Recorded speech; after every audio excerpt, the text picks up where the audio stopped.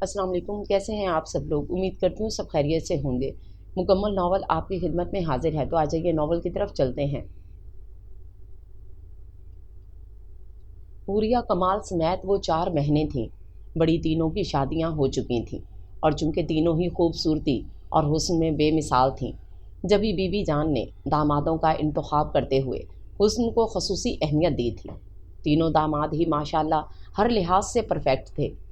خوبصورت ہونے کے ساتھ ساتھ نہ صرف اعلیٰ تعلیم یافتہ تھے بلکہ بہت اچھے خاندان سے تعلق بھی رکھتے تھے۔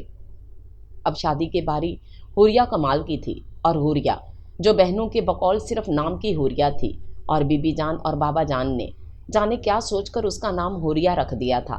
سانولی رنگت کے ساتھ حوریہ نام مذاق اڑانے والی بات نہیں تھی تو کیا تھا، جبکہ بی بی جان حسین و جمیل بیٹیوں کو نپٹا کر اب اس کی طرف سے خاصی فکر مند رہنے لگی تھیں۔ باعث تشویش بات یہی تھی کہ آخر اتنی دبتی ہوئی رنگت کے ساتھ اسے کون بیاہنے آئے گا۔ بڑی دونوں تو بمشکل تعلیم مکمل کر پائی تھیں کہ شادی ہو گئی، بلکہ چھوٹی تو دوران تعلیم ہی اپنے گھر کی ہو چکی تھی، جبکہ یہ حوریہ تھی گریجویشن تک کر چکی تھی، اور کسی نے ابھی تک آ کر پوچھا تک نہیں تھا۔ مایوسی کے ساتھ ہر گزرتے دن کے ساتھ گھبراہٹ بھی بی بی جان کو گھیرتی جا رہی تھی۔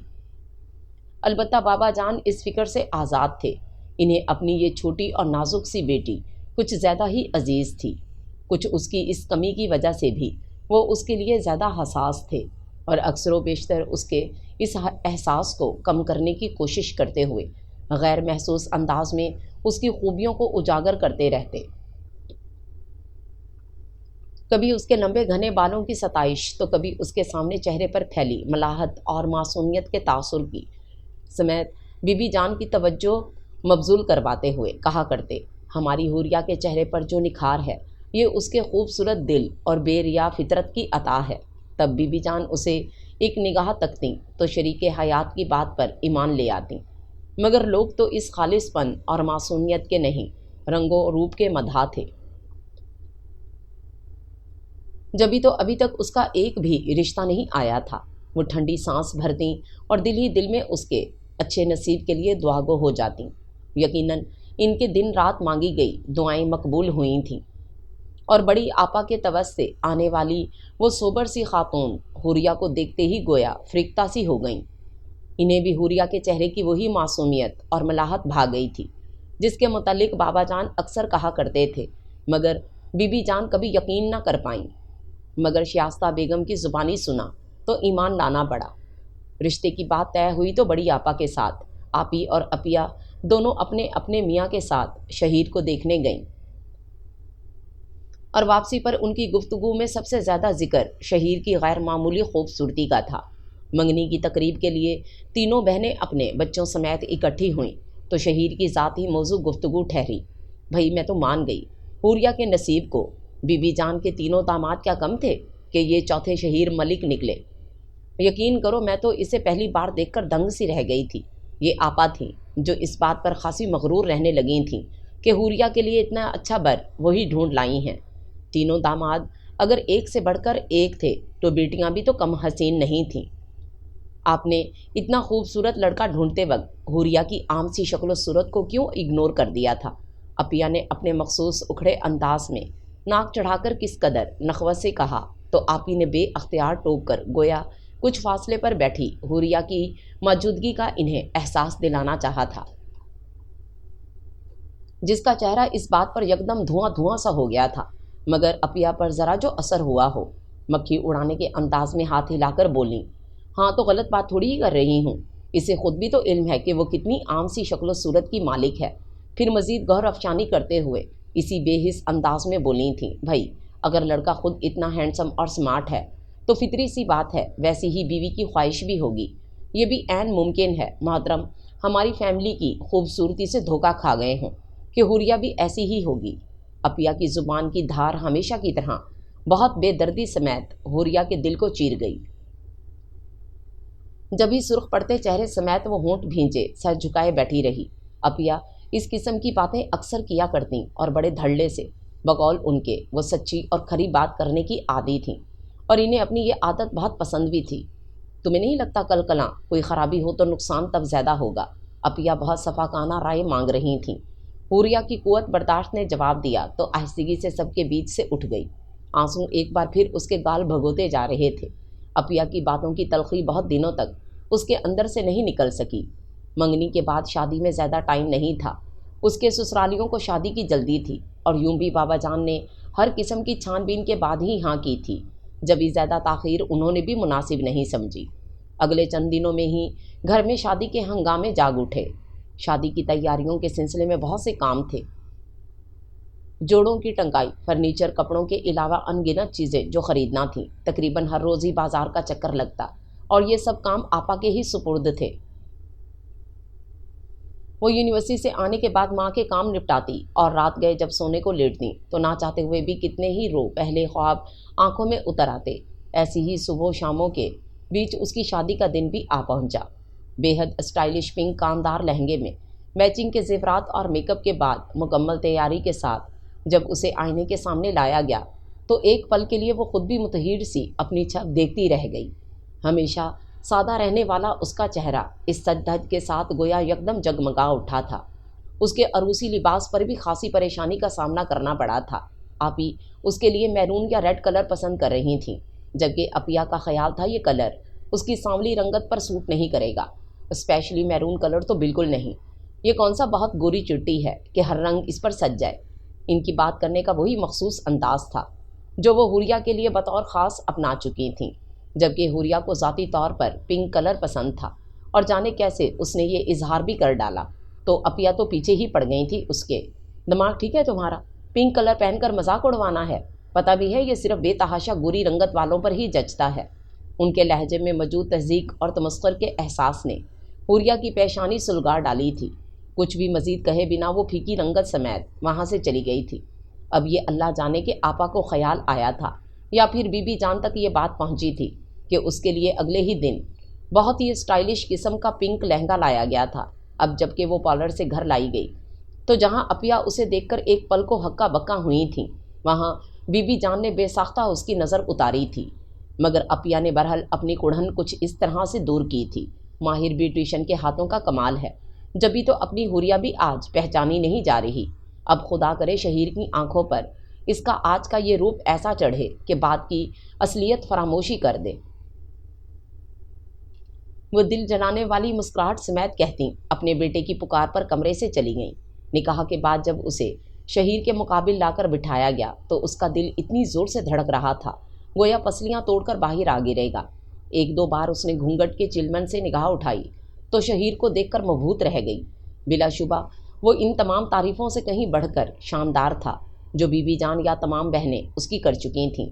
جس قدر خلوص اور پیار سے اسے مانگا گیا تھا، اس کا سسرال میں استقبال اس سے کہیں بڑھ کر والہانہ محبت اور چاہت سے کیا گیا۔ شہیر اپنے والدین کا اکلوتا بیٹا تھا، اسی وجہ سے اسے بھی اسی لحاظ سے اہمیت سے نوازا گیا۔ ڈرائیو وے سے ان کے بیڈ روم کے راستے تک کو پھولوں سے آراستہ کیا گیا تھا۔ مووی کیمروں کی چکا چوند نے اس کا دمکتا ہوا روپ مزید جگمگا ڈالا۔ جب اسے شہیر کے کمرے تک پہنچایا گیا تو کچھ دیر تلک مختلف رسموں کی ادائیگی ہوتی رہی، پھر اس کی تھکن کے خیال سے ماما نے لڑکیوں کو کمرے سے باہر بھیج دیا۔ ان کا انداز گفتگو اتنا دھیما اور مشفقانہ تھا کہ کسی کے مائنڈ کرنے کی گنجائش ہی نہیں نکلتی تھی۔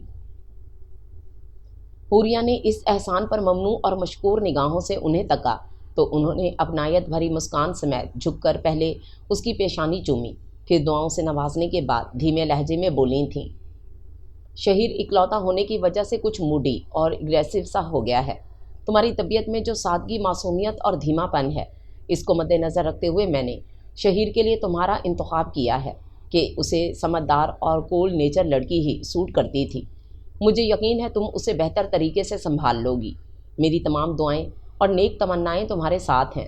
اپنی بات مکمل کر کے وہ چلی گئیں، جبکہ حوریہ ان کی بات کو سمجھنے کی کوشش میں کس قدر الجھ گئی تھی۔ صرف خوبصورت ہی نہیں، موصوف مغرور بھی ہیں۔ پتہ نہیں کیا سمجھ رہا تھا خود کو، ٹھیک سے بات بھی نہیں کی۔ شہیر کو دیکھ کر آنے کے بعد اپیا نے جو پہلا تبصرہ کیا تھا وہ یہی تھا۔ ان کا غصہ دیکھ کر بھی حوریہ نے تب اس بات کو اس لیے بھی اہمیت نہیں دی تھی کہ اسے اپیا کے مزاج سے آگہی تھی کہ وہ ہر بات کا منفی پہلو ہی مد نظر رکھا کرتی تھیں۔ پھر اب تو مقابل تھا بھی حوریہ کا حوالہ، مگر اب اسے یکدم سے اپیا کی بات یاد آئی تو بے چینی کا احساس رنگوں میں سرایت کرتا چلا گیا کہ کچھ اسی قسم کے الفاظ آپ ہی نے بھی کہے تھے، تھوڑی سی رو بدل کے ساتھ مگر دبے ہوئے انداز میں۔ بی بی جان، آپ کے سب سے چھوٹے داماد کی پرسنالٹی جتنی امپریسو ہے، اس سے کہیں بڑھ کر پراؤڈ ہے۔ مجھے تو اس کا انداز بھی عجیب محسوس ہوا، یوں جیسے یہ سب مارے باندھے مجبوراً کر رہا ہو۔ دروازہ کھلنے کی آواز پر اس کے خیالات کا تسلسل بکھر گیا۔ ایٹورنٹی کی مسحور کن مہک کے ماحول میں چھاتے ہی وہ سر اونچا کر کے دیکھے بنا بھی جان سکتی تھی آنے والا کون ہو سکتا ہے۔ اس کی دھڑکنوں میں یکدم بھونچال سا اٹھا جو پورے وجود کو اپنی لپیٹ میں لینے لگا۔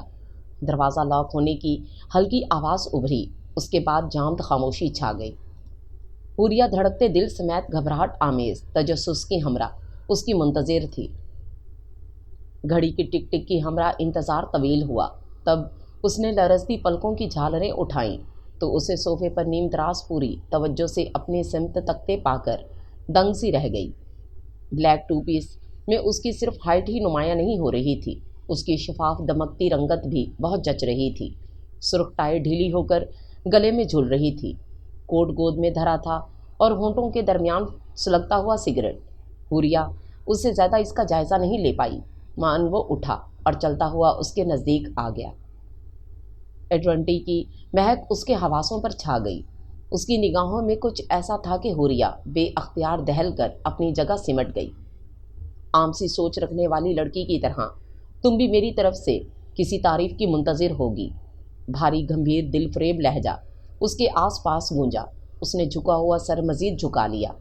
لیکن سوری، میرا ایسا کوئی ارادہ نہیں ہے، نہ ہی میں تمہیں کوئی رونمائی گفٹ دوں گا، کیونکہ میں نے ایسا کوئی تکلف ضروری خیال نہیں کیا۔ اس کی تھوڑی کے نیچے انگشت شہادت رکھ کر اس کا چہرہ اٹھا کر بغور تکتا ہوا وہ عجیب سے لہجے میں بات کر رہا تھا۔ حوریہ اس کی قربت کی تاب نہ لاتے ہوئے آنکھیں سختی سے میچ گئی۔ بہت شوق تھا نا ماما کو تمہیں بہو بنانے کا، بہت خوش ہیں وہ اپنے اس کارنامے پر، اور شاید تم بھی۔ تمہاری تو یہ خوشی بہت عارضی ثابت ہوگی اور ماما بھی پچھتائیں گی۔ مان وہ یکدم رکا، پھر اس کے سر جھک کر رازداری سے سرگوشی میں بولا تھا، سنو، ابھی میں جیسا بھی ریلیشن تم سے قائم کروں اسے ماما سے ضرور شیئر کرنا۔ پوری اذیت کے ساتھ حوریہ کے اعصاب کو جھٹکا لگا۔ اس نے یکدم پوری آنکھیں کھول کر تحیر سے اسے دیکھا تو وہ اس کی پھٹی پھٹی سی آنکھوں میں جھانک کر اطمینان سے مسکرایا تھا۔ آف کورس انہیں بھی پتہ چلے کہ جیت کر ہارنا کیسا ہوتا ہے اور ہارنے والے کیسے جیت جایا کرتے ہیں۔ حوریہ کو یہ مہم بات سمجھ نہیں آ سکی تھی، وہ سمجھ بھی نہ سکی تھی کہ شہیر نے اٹھ کر لائٹس آف کر دی تھیں۔ اگلی صبح اس کے لیے تمام تر خوبصورتی کے باوجود بے حد بھیانک ثابت ہوئی تھی۔ باتھ لینے کے بعد وہ ڈریسنگ ٹیبل کے قد آدم آئینے کے سامنے کھڑی ہو کر دھندلائی ہوئی نظروں سمیت اپنے نوچے کھسوٹے عکس کو تکے گئی تھی۔ گزشتہ رات کے متعلق وہ پورے یقین سے کہہ سکتی تھی کہ وہ اس کی سہاگ رات ہی تھی، جبکہ اسے تو اپنے آپ کسی دلہن یا سہاگن سے زیادہ لوٹ کا مال زیادہ لگا تھا۔ وہ اگر چاہتی تب بھی کسی سے اس شرمناک سلوک کے متعلق کچھ نہ کہہ پاتی۔ جیسا رویہ وہ اس کے ساتھ روا رکھ چکا تھا، اس کے متعلق سوچ کر ہی حوریہ کی روح کانپ رہی تھی۔ شہیر کے اس انتہائی صفاقانہ اور منافقانہ رویے کی وجہ جو بھی تھی، حوریہ کے لیے یہ تصور ہی بے حد ہولناک تھا کہ وہ آنے والی راتوں میں بھی اگر اس قسم کی درندگی کا مظاہرہ کرنے والا ہے تو وہ کیا اس کا یہ ظلم برداشت کر پائے گی؟ دروازے پر ہونے والی دستک کی آواز پر وہ اپنے خیالات سے چونکی، زور سے اپنی جگہ اچھل گئی۔ تیزی سے دھڑک اٹھنے والے دل پر ہاتھ رکھے وہ اس سوچ میں پڑ گئی، اسے دروازہ خود کھولنا چاہیے جبکہ دستک بدستور ہو رہی تھی۔ اگر وہ جاگ رہا ہوتا تو وہ ضرور اٹھتا، یقیناً وہ سو رہا تھا۔ اس کا جی نہیں مانا کہ نگاہ پھیر کر اسے ایک نظر بھی دیکھے۔ آہستگی سے اپنی جگہ چھوڑ کر آگے ہوئی اور دروازہ کھول دیا۔ ماما تھیں جنہوں نے مسکرا کر سب سے پہلے اس کی پیشانی چومی تھی، پھر سلام میں پہل کی۔ وہ انہیں دیکھ کر اتنا گھبرائی کہ سلام کا خیال ہی نہ آیا۔ کھسیا کر انہیں سلام کا جواب دیا تھا۔ تیار ہو گئی تم؟ اچھی بات ہے، ایسا کرو بیٹا، شہیر کو بھی جگا دو، تمہارے گھر والے ناشتہ لے کر آ گئے ہیں۔ اس کے نکھرے دھلے دھلائے سراپے پر نگاہ ڈال کر وہ بے حد طمانینت سے بولی۔ حوریہ سر جھکائے ہاتھ مسلتی رہی۔ اس کے اضطراب کو انہوں نے پایا تھا اور چونک گئی تھی۔ کیا ہوا بیٹا، اتنی چپ کیوں ہو؟ وہ جیسے ٹھٹک کر اس کی شکل سے کچھ اخذ کرنے لگیں۔ حوریہ کا دل بھر آیا، ہونٹ کانپنے لگے۔ جی چاہا ایک پل کی تاخیر کے بنا انہیں ان کے بیٹے کی درندگی کا تمام قصہ سنا ڈالے، مگر ایسا تو شاید وہ عمر بھر بھی نہ کر پاتی۔ کیسے، کن الفاظ میں کہتی؟ وہ اتنی بے حجاب ہی نہ تھی۔ اس سے قبل کہ ماما کچھ مزید سوال کرتیں، آپا اور آپی ملازمہ کی میت میں وہیں چلی آئیں۔ ماما انہیں باتیں کرنے کا مشورہ دیتی اور ناشتہ یہیں بھیجنے کا کہتی کمرے سے چلی گئیں۔ شہیر ہنوز سو رہا تھا، مگر آپا وغیرہ کی آوازوں پر کچھ دیر بعد ہی ڈسٹرب ہو کر اٹھ بیٹھا اور اگلے ہی لمحے سپاٹ چہرے سمیت بغیر سلام دعا رسمی الیکس لیگ کے اٹھ کر واش روم میں گھس گیا۔ حوریہ جو بڑی دقتوں سے خود کو سنبھالے ہوئے تھی، شہیر کی اس بد اخلاقی کے مظاہرے پر جیسے پھر سے بکھرنے لگی، جبکہ آپا کی سوالیہ نگاہیں تحیر سمیٹے اسی پر آ ٹھہری جو سر جھکائے ہونٹ سختی سے بھینچے بیٹھی تھی۔ حوریہ، شہیر کا رویہ تمہارے ساتھ کیا تھا؟ آپا کے سوال پر حوریہ کا متغیر چہرہ یکدم سے سفید پڑ گیا۔ اسے لگا جیسے اسے کسی نے بیچ بازار میں برہنہ کر ڈالا ہو۔ رونمائی میں کیا ملا؟ آپی کا دھیان اس کی سمت نہیں تھا، وہ اس کے زیورات دیکھ رہی تھیں۔ حوریہ کے پاس اس کے کسی بھی سوال کا جواب نہیں تھا۔ ارے حوریہ، یہ کیا ہوا ہے؟ مان اس کا دوپٹہ سرکا تھا اور آپا کی تیز نگاہ سے اس کی گردن کا وہ زخم چھپ نہیں پایا تھا جو رات شہیر کی وحشت کی ایک علامت بن کر ٹھہر گیا تھا۔ حوریہ تو متوش ہوئی، آپا کی بھی جان ہوا ہو گئی تھی۔ ہزار احتیاط کے باوجود وہ خود پر قابو نہیں رکھ سکی۔ آنسو پلکوں کی باڑیں پھلانگ بھی نہ پاتے تھے کہ اس نے یکدم خود کو کنٹرول کر لیا۔ عیاں ہونے کی صورت میں جو وضاحتیں طلب کی جاتیں، ان کی وہ متحمل نہیں ہو سکتی تھی۔ کچھ بھی نہیں۔ وہ کچھ اس طرح متوش ہوئی کہ گردن کے گرد دوپٹے کی بکل مارتے ہوئے بے اختیار پیچھے سرک گئی۔ کیسے کچھ نہیں؟ ادھر آؤ، دیکھوں تو کیا ہوا ہے۔ آپا کو یکایک وہ ساری تشویش نے آ لیا۔ حوریہ کو جان چھڑانا مشکل ہو گیا۔ کچھ نہیں ہے نا آپا، کہا ہے نا؟ رات زیورات اتارے بغیر سو گئی تھی۔ نیکلس گلے میں چبھنے سے نشان بن گیا۔ جس طرح اس نے نظریں چرا کر کہا تھا، اس پر آپا کا شک مزید گہرا ہو گیا کہ وہ جھوٹ بول رہی ہے، مگر جانے کیا سوچ کر اس کا پیچھا لینے کے بجائے بس معمولی سا ہی اسے ڈانٹنے پر اکتفا کیا تھا۔ کیا ضرورت تھی زیورات سمیت سونے کی؟ خیال کرنا چاہیے تھا۔ اب بچی تھوڑی ہی ہو تم کہ اس قسم کی لاپرواہی کی۔ ذرا بتاؤ، دلہن کو ایسی بے احتیاطی کرنی چاہیے؟ اسی پل شہیر دروازہ کھول کر تولیے سے سر کے گیلے بال خشک کرتے ہوئے کمرے میں آ گیا۔ آپا کی بات پر اس نے قدرے ٹھٹک کر پہلے انہیں پھر حوریہ کو دیکھا اور اگلے لمحے نارمل تاثرات کے ساتھ ڈریسنگ ٹیبل کی سمت بڑھ گیا۔ اور جب ناشتے کے وقت وہ دونوں کمرے میں اکیلے ہوئے، شہیر نے اس کے برابر نشست سنبھالتے ہوئے بہت گہری نگاہوں سے اسے تکتے ہوئے متبسم لہجے میں کہا تھا، بہت سمجھداری کا مظاہرہ کیا تم نے، ورنہ میرا تو کچھ نہ بگڑتا، تم ضرور بیچاری مشہور ہو جاتی۔ اس کی مہکتی نم زلفوں سے کھیلتے ہوئے وہ اس پل اپنے گھناؤنے روپ کی ہمراہ اتنا برا لگا تھا کہ دل یکدم ہر شے سے اچاٹ ہوا، تو ہاتھ میں پکڑا چائے کا کپ بھی واپس رکھ کر اپنے اور اس کے بیچ فاصلہ بڑھا دیا، جبکہ شہیر نے خوب اچھی طرح سے ناشتہ کیا تھا۔ ناشتے سے فراغت کے بعد وہ اٹھ کر ایک بار پھر بستر پر دراز ہو گیا۔ حوریہ کو جتنی الجھن اس کی موجودگی سے تھی، اس سے کہیں بڑھ کر خود پر اٹھتی اس کی نظروں اور ان نظروں سے چھلکتی مسکراہٹ سے ہو رہی تھی۔ اس کا بس چلتا تو یا تو اسے غائب کر دیتی، نہیں تو خود کہیں اس کی پہنچ سے دور بھاگ جاتی۔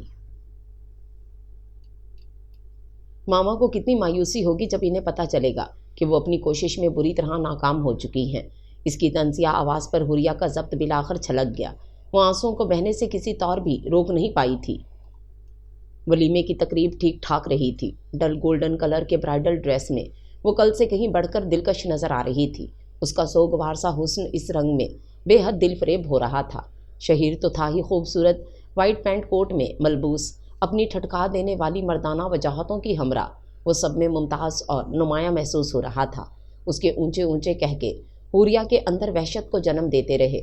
تقریب کے اختتام پر جب بی بی جان نے رسم کے مطابق اسے ساتھ لے جانا چاہا تو شہیر نے خود انکار کر دیا تھا، اور ایسا کرتے ہوئے اس کا لہجہ جتنا بے لچک تھا اس سے بڑھ کر بے لحاظ۔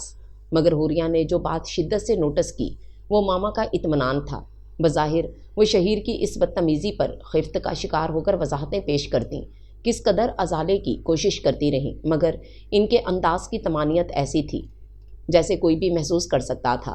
بی بی جان اور بابا جان کو اس کی بہنوں سمیت اس اطمینان اور تسلی کی ہمراہ انہوں نے رخصت کر دیا تھا کہ کل شہیر خود حوریہ کو لے کر ان کی طرف لازماً آئے گا، جبکہ حوریہ کے دل پر عجیب سا بوجھ آ ٹھہرا تھا۔ لباس تبدیل کرتے ہوئے منہ ہاتھ دھو کر میک اپ صاف کرتے وہ مسلسل بابا جان اور بی بی جان کے متعلق سوچ کر ہی افسردہ ہوتی رہی۔ اچھا کیا کہ کیا آج آپ اپنے اصلی روپ کی ہمراہی میری منتظر ہیں، مسز حوریہ کمال۔ اس تمسخرانہ آواز پر وہ اپنے خیال سے چونکی، جانے کب وہ اندر چلا آیا تھا۔ وہ گھبرا کر سیدھی ہو بیٹھی اور دوپٹہ درست کیا۔ میں فریش ہو لوں، تب تک تم ایک کپ اسٹرانگ چائے کا بنا لاؤ میرے لیے۔ کوٹ اتار کر بیڈ پر پھینکتا ہوا وہ خود واش روم میں جا گھسا۔ ناگواری کی شدید لہر حوریہ کے پورے وجود میں سرایت کر گئی۔ لب بھینچے وہ اپنی جگہ بیٹھی رہی تھی، یہاں تک کہ وہ باتھ لے کر سلیپنگ گاؤن میں پھر سے کمرے میں آ گیا۔ گولڈن براؤن مخملی گاؤن میں اس کا تن من فریش سراپا اس کے سامنے تھا۔ وہ گرے بال پیشانی سے جھٹک کر سگریٹ سلگا رہا تھا۔ حوریہ نے نگاہ کا زاویہ بدل ڈالا۔ وہاں کیوں بیٹھی ہو اتنے فاصلے پر؟ یہاں آؤ نا میرے پاس۔ بھلا وہ خامد تھا، مگر حوریہ کا وجود جیسے مفلوج ہو گیا۔ گزشتہ رات کا سلوک ایسا ہرگز نہیں تھا کہ کوئی اچھا تصور یا احساس اسے چھو کر گزرتا، بلکہ وہ سہم کر اپنی جگہ سمٹ سی گئی، جبکہ دوسری سمت وہ یقیناً اس کا منتظر تھا۔ اسے اپنی جگہ سے ٹس سے مس نہ ہوتے دیکھ کر وہ جیسے آپے سے باہر ہونے لگا۔ سنا نہیں تمہیں کیا کہا ہے میں نے؟ یہاں آؤ۔ وہ بولا نہیں، ایک طرح سے دھاڑا اٹھا۔ حوریہ نے سراسیمگی کی کیفیت میں اسے دیکھا۔ اس کی سرخ ہوتی آنکھوں میں غائب درجے کی غضبناکی تھی، جو اس کے رہے سہے حواس بھی چھین کر لے گئی۔ شہیر اپنی جگہ سے اٹھ کر اس تک آیا اور جھپٹنے کے انداز میں اسے دبوچ لیا۔ حوریہ کو لگا تھا جیسے اس کے وجود سے کوئی مگرمچھ لپٹ گیا ہو۔ اس کا انداز کل سے بھی زیادہ شدید اور صفاقانہ تھا۔ روتے اور التجائیں کرتے حوریہ کے حواس ساتھ چھوڑ گئے، مگر اسے رحم نہیں آیا تھا۔ شدت گریہ سے اس کی آنکھیں نہ صرف سوجی ہوئی تھیں بلکہ بے تحاشا سرخ بھی ہو رہی تھیں۔ کل کی طرح آج اس نے آئینے میں دکھائی دیتے اپنے عکس سے نگاہ نہیں ملائی۔ ماما نے اس کے محترم چہرے کو تشویش زدہ نگاہوں سے تکا ضرور تھا، مگر کچھ کہنے سے گریز کیا تو اس کا شکوہ ان کی طرف سے کچھ اور بڑھ گیا۔ اس نے ناشتہ بھی نہیں کیا، بستر پر لیٹی آنکھیں موندے بس اپنے نصیب سے شاکی ہوتی رہی۔ کیا سانولی رنگت اس کا ایسا عیب تھی جس کی کڑی سزا بچپن سے لے کر اب تک وہ سہتی آ رہی تھی۔ اسے یاد تھا بہت بچپن سے اسے اپنی اس کمی کا احساس ہو گیا تھا۔ لوگوں کے وہ تبصرے جو اسے، اس کے والدین یا بہنوں کی ہمراہ اسے دیکھ کر بے دریغ کیے جاتے، بہت سے لوگ اس بات کو ماننے پر تیار نہ ہوتے کہ وہ ان کی بیٹی یا بہن ہے۔ جب یقین آ جاتا تو حیرت کا اظہار ضرور کیا جاتا۔ اچھا یقین تو نہیں آتا یہ کس پر چلی گئی؟ آپ کے گھر میں تو ماشاءاللہ سب گورے چٹے حسین ہیں۔ اس وقت اس کے گھر کے سبھی افراد کا رویہ مختلف ہوتا۔ بی بی جان اس سوال پر چپ سی ہو جاتی، ایسی خاموشی جس میں شرمندگی اور مجرمانہ احساس جھلکا کرتا۔ بہنیں یا تو ہنس پڑتیں یا کندھے اچکا کر لاپرواہی سے کہتیں، پتہ نہیں، ہمارے تو ددھیال ننھیال میں دور دور تک کالی رنگت کسی کی نہیں ہے۔ وہ بڑے آرام سے اس کی سانولی رنگت کو کالی میں بدل دیتیں اور انہیں کبھی احساس تک نہ ہوتا ایسے لمحے حوریہ کے ننھے سے دل پر کیا بیت گئی ہے۔ ہاں البتہ بابا جان کا رویہ بالکل برعکس ہوتا۔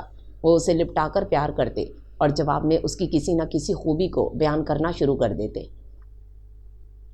وہ 4 سال کی تھی جب اپیا کے ساتھ پہلی بار اسکول گئی تھی۔ وہاں اس قسم کی دل شکن باتوں کو سننے کے بعد بی بی جان سے واپسی پر لپٹ کر اس نے روحانسی ہو کر کہا تھا، دیکھ رہی ہیں بی بی جان، اپیا کی ساری سہیلیاں مجھے کلو پری کہہ کر چھیڑتی رہیں، کیا میں سچ مچ کالی ہوں؟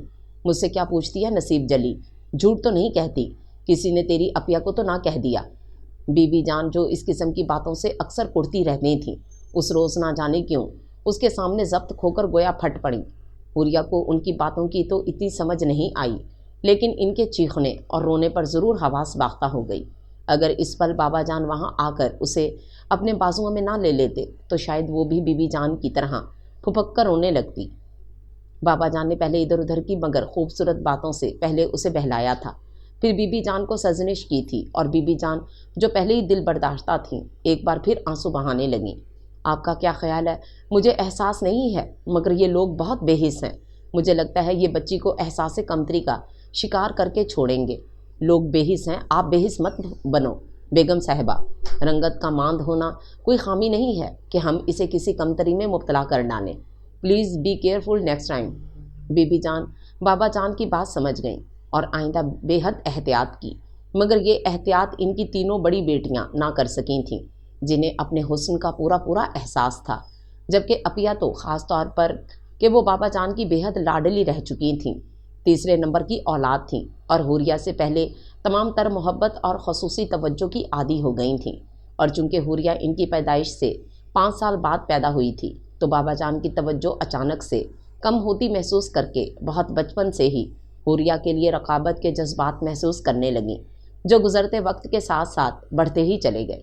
یہ ان کا نصیب تھا کہ حوریہ سانولی رنگت کی وجہ سے بے حد حساس تھی اور بابا جان کو اس کی اس اذیت کا پورا احساس تھا۔ یوں یہ توجہ اور محبت گہری ہوتی گئی، عفیہ کی نفرت بھی بڑھتی چلی گئی۔ پتہ نہیں وہ اس بات کو کیوں قبول نہ کر سکیں کہ حوریہ نے ان کی محبت چھینی نہیں ہے، بلکہ اس نے اپنا حصہ، اپنا حق وصول کیا ہے۔ بس وہ اسے غاصب سمجھ کر اپنے رویے، اپنی نفرت میں خود کو آج تلک حق بجانب سمجھتی تھیں۔ بچپن میں جو اس کی رنگت سانولی لگتی تھی، نوجوانی کے نکھار نے اس میں جو جاذبیت اور دلکشی پیدا کی تھی، وہ بہت خاص تھی۔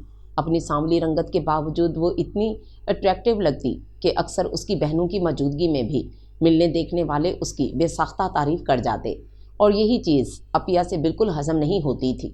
پھر اس کے لمبے گھنے بے تحاشا سیاہ اور لمبے بال بھی اسے تمام بہنوں سے ممتاز رکھتے۔ صوبیہ عفیہ کو اس اضافی خوبی سے بہت جیلسی محسوس ہوتی کہ ان کے اپنے بال نہ صرف کرلی تھے بلکہ بہت ہلکے بھی تھے، اور وہ اپنی یہ جلن کسی نہ کسی صورت حوریہ پر اکثر نکالتی رہتی تھیں۔ اس وقت وہ چاروں بہنیں 8 بجے کا ڈرامہ دیکھنے کے لیے ٹی وی لاؤنج میں ضرور اکٹھی ہوا کرتی تھیں، جب ٹی وی پر رنگ گورا کرنے والی کسی کریم کا اشتہار چلنے لگا۔ ان دنوں آپا اور آپی کی بات طے ہو چکی تھی، عنقریب شادی بھی متوقع تھی۔ حوریہ تب فرسٹ ایئر میں تھی اور اپنی اسائنمنٹ تیار کر رہی تھی۔ ڈرامے میں وقفہ آیا تو اس نے پھر سے فائل کھول لی۔ حوریہ، تم یہ والی کریم استعمال کر کے دیکھو، ہو سکتا ہے قدرت کو تم پر کچھ رحم آ جائے اور تم اپنے نام کی کچھ لاج رکھ سکو۔ عفیہ نے بڑا طاق کر نشانہ لگایا تھا۔ قلم حوریہ کے سرد پڑتے ہاتھوں میں ساکت ہو گیا۔ سن بیٹھی عفیہ کی سمت دیکھتی رہ گئی تھی، جب اس کی متغیر رنگت پر ترس کھا کر آپا نے انہیں گھرکا تھا۔ بری بات صوبیہ، اس طرح نہیں کہتے، پھر اس میں اس کا قصور ہی کیا ہے؟ عفیہ نے تمسخر سے سر اس بات میں ہلایا تھا، پھر بظاہر ہمدردی سے بولی تھیں، بھائی اس میں مائنڈ کرنے والی تو کوئی بات ہی نہیں ہے، میں نے اسے بہن سمجھتے ہوئے ایک مشورہ دیا ہے۔ حوریہ نے حسب سابق ایک لفظ منہ سے نکالے بغیر اپنی فائل اور کتابیں سنبھالیں اور سراسیمگی سے اٹھ گئی۔ وہ آنسو بہا کر مزید خفت نہیں سمیٹنا چاہتی تھی۔ صرف یہی نہیں، اس قسم کے اور کئی واقعات تھے جنہوں نے نہ صرف اس کی شخصیت کو پر اعتماد نہیں ہونے دیا تھا، بلکہ وہ خود پر سہ جانے اور گھٹ کر جینے کی عادی ہوتی چلی گئی۔ گو کہ جب وہ کالج میں آئی تو بہت ساری لڑکیوں نے متعدد بار اس کی معصومیت اور نزاکت کی تعریف کی تھی، مگر وہ کبھی بھی اس لیے یقین نہ کر سکتی تھی کہ بچپن کی اپنی ذات کے حوالے سے سنے گئے کامنٹس اسے یہ تسلیم کرنے ہی نہیں دیتے تھے۔ کالج کے بعد یونیورسٹی میں آنے کے بعد اس کا اعتماد دھیرے دھیرے بحال ہو گیا تھا کہ کبھی کسی نے دوبارہ یہ احساس نہیں دلایا کہ وہ کسی سے کم ہے یا خوبصورت نہیں ہے۔ عفیہ سمیت تینوں بہنیں بھی بیاہی گئی تھیں، مگر اس کا یہ اعتماد شہیر ملک نے ایک بار پھر اس سے چھین لیا تھا۔ ایک بار پھر وہ احساس کمتری، بے مائگی کے احساس سے مغلوب ہو چکی تھی۔ اس نے بہت ہی افسردگی اور مایوسی کی کیفیت میں سوچا تھا۔ عفیہ ٹھیک ہی کہتی تھیں، واقعی مجھ جیسی عام سی لڑکی کی شادی شہیر جیسے خوبرو شخص کے ساتھ نہیں ہونی چاہیے تھی۔ شہیر کی کچھ قریبی رشتہ دار لڑکیاں ابھی وہیں تھیں جو اسے زبردستی کمرے سے نکال کر لان میں لے آئی تھیں۔ موسم بے حد خوشگوار ہو رہا تھا۔ کچھ دیر لان میں گزارنے کے بعد جب شام رات کا لبادہ اوڑھنے لگی تو وہ لوگ ماما کے کہنے پر اندر لاؤنج میں آ گئیں۔ باتوں میں وقت گزرنے کا احساس نہ ہو سکا۔ وہ سب بھی بے حد سلجھی ہوئی نفیس طبیعت کی لڑکیاں تھیں۔ کھانا لگنے کی اطلاع کے ساتھ ملازمہ نے ماما کا بلاوا بھی پہنچایا، جو کھانے کی ٹیبل پر ان کی منتظر تھیں۔ جب وہ ان کی ہمراہ ڈائننگ ٹیبل پر آئی تو رابعہ نے اسے چھیڑنے کے غرض سے کہہ دیا تھا، بھابھی آپ تو شہیر بھائی کے ساتھ کھانا چاہیں گی نا؟ وہ کیا جواب دیتی، کچھ گھبرا کر ماما کو دیکھنے لگی۔ وہ تو اپنے دوست کے ساتھ نکلا ہوا ہے، آنے میں دیر بھی ہو سکتی ہے، تب تک حوریہ بھوکی تو نہیں رہ سکتی۔ ماما نے بات سنبھال لی تھی۔ وہ سر جھکائے کھانے کے بجائے چمچ سے کھیلتی رہی۔ مجھے لگتا ہے بھابھی واقعی شہیر بھائی کو مس کر رہی ہیں۔ ثنا نے ہنس کر کہا اور وہ چونکی، پھر جھیم سی گئی اور محض ان کی غلط فہمی دور کرنے کی خاطر بھوک نہ ہوتے ہوئے بھی کچھ نہ کچھ منہ میں ڈال کر کھانے کا تاثر دیتی رہی۔ کھانے کے بعد رابعہ نے ملازمہ سے کافی کی فرمائش کی اور ایک بار پھر وہ لوگ لاؤنج میں آ بیٹھیں کہ ٹی وی پر پاکستان اور انڈیا کا میچ براہ راست دکھایا جا رہا تھا۔ حوریہ کو دلچسپی نہیں تھی مگر مروتن ان کے ساتھ بیٹھی رہی۔ ملازمہ ان کی کافی لے کر آ گئی تھی، جبکہ پورٹیکو میں اس نے شہیر کی گاڑی کا مخصوص ہارن سنا تھا۔ اس کے پورے وجود پر ایک کپ کپی سی طاری ہونے لگی۔ اگلے ہی کچھ لمحوں میں وہ وہاں چلا آیا تھا کہ یہیں سے گزر کر سیڑھیوں سے اسے اپنے کمرے تک جانا تھا۔ ہائی گائز، وہ ان سب پر ایک سرسری نگاہ ڈال کر جیسے مروت نبھاتے ہوئے بولا، آئیے شہیر بھائی، آپ بھی میچ سے لطف اندوز ہوں، ساتھ میں کافی کی آفر بھی ہے۔ رابعہ نے خوش دلی سے کہا تو جواباً وہ فی الفور انکار کر گیا، نو تھینکس، تھکا ہوا ہوں، آرام کروں گا۔ رابعہ کی بات کا جواب دیتے اس کی نگاہ دونوں ہتھیلیوں میں پکڑا کافی کا بھاپ اڑاتا مگ تھامے نظریں جھکائے بیٹھی حوریہ پر پڑی تو ایک پل کو حیران نظر آیا۔ آگے بیٹا، کھانا کھاؤ گے؟ نو، میں کھا چکا ہوں، اب بس ایک گلاس گرم دودھ بھجوا دیجیے، وہ کہتا اور سیڑھیوں کی سمت بڑھ گیا۔ جب ماما کی ناگوار سی آواز پر اچھیمبے سے رکا اور پلٹ کر دیکھا جو کہہ رہی تھیں، اگر باہر کھانے کا پروگرام تھا تو حوریہ کو بھی لے جاتے، نئی نویلی دلہن ہے، کیا سوچے گی ایسے سلوک پر؟ آپ کی بہو صاحبہ کسی قسم کے سلوک پر بھی شاید کچھ نہیں سوچتی، سو ڈونٹ یو وری۔ وہ بہت شدید موڈ میں بہت غصے سے بولتا، حوریہ پر ایک قہر آلود نگاہ ڈال کر کس قدر طنز سے کہتا، سیڑھیاں پھلانگ گیا۔ حوریہ نے یکدم اپنی پیشانی جلتی محسوس کی۔ پتہ نہیں ان تینوں لڑکیوں نے بھی شہیر کی بات سنی تھی یا نہیں، اس کا وجود وہیں بیٹھے بیٹھے سن ہونے لگا۔ اس کا دل چاہا تھا زمین پھٹے اور وہ اس میں سما جائے، شرمندگی ایسی کہ اس کا رونے کو دل چاہنے لگا تھا۔ میچ ختم ہو گیا۔ لڑکیوں نے کس قدر حیرت سے اسے جمے دیکھا مگر منہ سے کچھ کہے بغیر آپس میں ہلکی پھلکی گفتگو کرتی رہیں۔ وہ جو کچھ مرضی اس کے بارے میں سوچتیں مگر آج حوریہ نے تہیہ کیا ہوا تھا کہ شیطان صرف انسان کے سوچانے کے بعد ہی کمرے میں جائے گی۔ رابعہ نے چینل بدل دیا تھا۔ اب وہ تینوں کوئی میوزک کنسرٹ جو لائیو دکھایا جا رہا تھا انجوائے کر رہی تھیں، جب شب خوابی کے لبادے میں ایک بار پھر شہیر سیڑھیوں پر برآمد ہوا۔ شائلہ، تم لوگ ابھی تک سوئی کیوں نہیں ہو؟ یار، میری بیوی پر کیوں قبضہ جما کر بیٹھی ہو تم لوگ؟ اس کے شائستہ لہجے میں مذاق کا ہلکا سا رنگ تھا۔ حوریہ کا دل اچھل کر حلق میں آ گیا۔ اسے اپنی پلاننگ فیل ہوتی ہوئی محسوس ہوئی تو یکدم سہم گئی۔ سوری بھائی، بس جا رہے ہیں ہم۔ شائلہ کے ساتھ رابعہ وغیرہ بھی اگلے ہی لمحے اٹھی تھیں اور لاؤنج سے نکل گئیں، جبکہ حوریہ اپنی جگہ سے نہیں ہلی۔ یہاں چھپ کر بیٹھنے سے تم اگر یہ سمجھتی ہو کہ مجھ سے بچ جاؤ گی تو بہت غلط خیال ہے محترمہ۔ وہ اس کے پاس آ کر کس قدر حقارت سے بولا۔ حوریہ کے ڈر خوف پر یکدم ہی بہت ساری نفرت کا احساس غالب آ گیا۔ اس نے نظریں اٹھا کر بے خوفی سے اسے دیکھا، پھر ہونٹ سکیڑ کر بولی تھی، مجھے کوئی ضرورت نہیں ہے آپ سے ڈرنے کی، سمجھے آپ؟ اس کے بدلے ہوئے لب و لہجے نے شہیر کو چونکا دیا۔ اس نے ٹھٹک کر اس کے سرد مہر اور ناگوار تاثرات جانچے، پھر پھنکار کر بولا تھا، اندر چلو پھر بتاتا ہوں۔ اس کا لہجہ مشتعل تھا۔ میں خود کو آپ کی درندگی کا شکار بننے کو آپ کے آگے پیش نہیں کر سکتی۔ خریدا نہیں ہے برحال آپ نے مجھے۔ اس کا انداز قطعی دو ٹوک اور بے خوف تھا اور یہی انداز شہیر کو آپے سے باہر کر گیا تھا۔ How day you! اس کا ہاتھ اٹھا تھا اور ایک زناٹے کے ساتھ اس کے چہرے پر جا پڑا۔ وہ یقیناً لڑکھڑا کر گرتی اگر وہ بروقت اسے شانوں سے دبوچ کر اپنے مقابل نہ گھسیٹ لے جاتا۔ کیا سمجھتی ہو تم میں منتیں کروں گا تمہاری؟ اس کی آنکھوں سے آگ کے شعلے نکلنے لگے مگر حوریہ پھر بھی مروب نہیں ہوئی تھی۔ بدستور اس کی گرفت سے نکلنے کی جد و جہد کرتی رہی۔ اوہو، تو گویا چنٹی کے بھی پر نکل آئے ہیں۔ آج تو مارکے کا ارادہ لگتا ہے، گڈ، مجھے تمہیں زیر کر کے بہت لطف آئے گا۔ وہ اس کے گال تھپک کر اتنی خباثت سے بولا تھا کہ خوف سے حوریہ کا چہرہ لال ہو گیا۔ چلو گی یا یوں ہی گھسیٹ کر لے چلوں اپنے ساتھ؟ یہ تو طے ہے کہ میں آج تو تمہیں ہرگز ہرگز نہیں چھوڑوں گا۔ اس کی مزاحمت کو دلچسپی کی نگاہ سے تکتا ہوا وہ اس کمینگی سے بولا تو بے بسی کے احساس سے حوریہ کی آنکھیں برس پڑیں۔ شب کی بے مائگی کا احساس اتنا شدید تھا کہ وہ چپ چاپ اس کے ساتھ ہو لی، ورنہ کچھ شک بھی نہیں تھا کہ وہ اپنی بات پر عمل کرتا اور اسے گھسیٹ کر لے جاتا۔ بھائی چیخو نہ، چلاؤ، احتجاج کرو، مزاحمت کرو، مجھے اچھا لگا تھا تمہارا یہ روپ، جیسے شکاری کے جال میں پھنسے پرندے کی بے بسی۔ وہ اس کی گمسم ہو جانے والی کیفیت پر اسے چھیڑتا ہنستا رہا، جبکہ حوریہ کو تو ایسی چپ لگی تھی جو شاید ہی ٹوٹتی۔ اس کی یہ چپ اگلے 2 دن بھی نہیں ٹوٹی۔ اس کے شدید ناروا سلوک کے باوجود چوتھے دن جانے اس کے دل میں کیا سمائی کہ یا پھر ماما نے فورس کیا تھا کہ وہ اسے بی بی جان اور بابا جان سے ملانے لے آیا۔ بابا جان کو وہ حد سے زیادہ خاموش اور عدم اعتماد کا شکار نظر آئی۔ دل بے تحاشا خدشات میں گھر گیا۔ واپسی پر بھی وہ یوں ہی گمسم اور خاموش تھی۔ جب شہیر نے یکدم اس پر طنز کا تیر چلایا تھا، کم از کم لباس کا انتخاب انسان کو اپنی شخصیت کے مطابق کر لینا چاہیے۔ وہ اس وقت سنہری ملگجی ساڑی میں ملبوس تھی، جو بالخصوص ماما نے اسے اپنی پسند سے نکال کر دی تھی۔ شہیر کے معاملے میں خاموشی کے سوا وہ اس کے لیے بہترین ساز ثابت ہو رہی تھیں۔ محبت، شفقت، توجہ، پیار فراغ دلی سے اس پر لوٹاتی۔ پورے گھر کا کنٹرول انہوں نے ان چند دنوں میں ہی اسے سونپ دیا تھا۔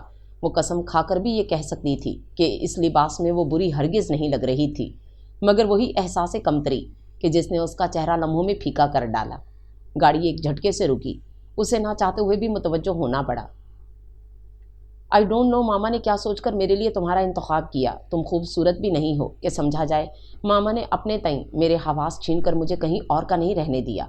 بیچاری ماما، مجھے تو ان پر ترس آ رہا ہے۔ وہ ہنس رہا تھا، تمسخر اڑاتی ہوئی ہنسی۔ حوریہ کا جھکا سر کچھ اور جھک گیا اور آنکھوں کی سطح نم ہونے لگی۔ تم خود دیکھو، اگر وہ کوئی حور پری بیاہ کر لاتی تو میں شاید ان کی چال میں آ جاتا۔ اب ریئلی مجھے ماما کی عقل پر حیرت ہو رہی ہے۔ اس کی مسکراہٹ ہنسی پھر کہکے میں ڈھل گئی۔ حوریہ کے گلے میں کچھ پھنسنے لگا۔ انسلٹ اور اتنی شدید۔ ہاں، شاید انہوں نے صحیح کیا، اپنے تئیں صحیح کیا۔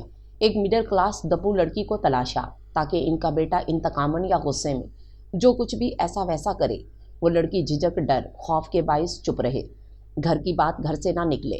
اس پوائنٹ آف ویو سے ماما کی عقل کی داد دینی چاہیے۔ تم ان کی توقعات سے زیادہ بڑھ کر فرما بردار، صابرہ اور دبو ہو یار۔ وہ ذرا سا رکا، پھر کھلکھلایا تھا اور کچھ توقف کے بعد پھر سے گویا ہوا۔ سنو، میرا گھر، میرے پیرنٹس اس آزمائش میں پورے اترنے کے انعام میں تمہارے ہو سکتے ہیں، مگر یہ اونچا لمبا گڈ لکنگ اور ڈیشنگ شہیر ملک تمہارا ہرگز نہیں ہو سکتا۔ یہ ماما کی بہت بڑی بھول ہے۔ میں چونکہ تمہیں دھوکے میں نہیں رکھنا چاہتا، جب ہی بتا رہا ہوں کہ تمہیں پسند کرنے کا سوال ہی پیدا نہیں ہوتا، اس لیے کہ میں آنیا سے محبت کرتا ہوں۔ آنیا چونکہ ماڈل گرل ہے، جبھی ماما میری اس سے شادی پر آمادہ نہیں تھیں۔ ماما کا خیال تھا کہ وہ مجھے قابو کر چکی ہیں، مگر میں نے انہیں شکست دو چار کر دیا ہے۔ میں اگر چاہتا تو شادی سے انکار کر دیتا، مگر انہوں نے اپنی قسم دے کر مجھے مجبور کر دیا۔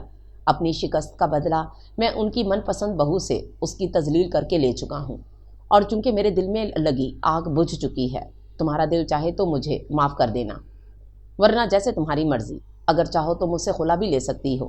اس کی حیرت، خوف اور رنج سے پھٹ جانے والی آنکھوں میں جان کر اطمینان سے اپنی بات مکمل کر کے وہ پھر سے گاڑی سٹارٹ کر چکا تھا۔ حوریہ یوں ساکت بیٹھی تھی جیسے پتھرا گئی ہو۔ اگلی صبح وہ اسلام آباد چلا گیا۔ جاب کے سلسلے میں وہ وہیں مقیم تھا۔ ماما نے اسے حوریہ کے ساتھ لے جانے پر یقیناً فورس کیا تھا، مگر وہ کسی طور بھی نہیں مانا۔ پتہ نہیں یار، اتنی خوبصورت نہ ہونے کے باوجود تم میں کیسی کشش ہے جو اپنی طرف کھینچتی ہے۔ ابھی بھی تمہیں چھوڑ کر جانے کو دل تو نہیں چاہتا؟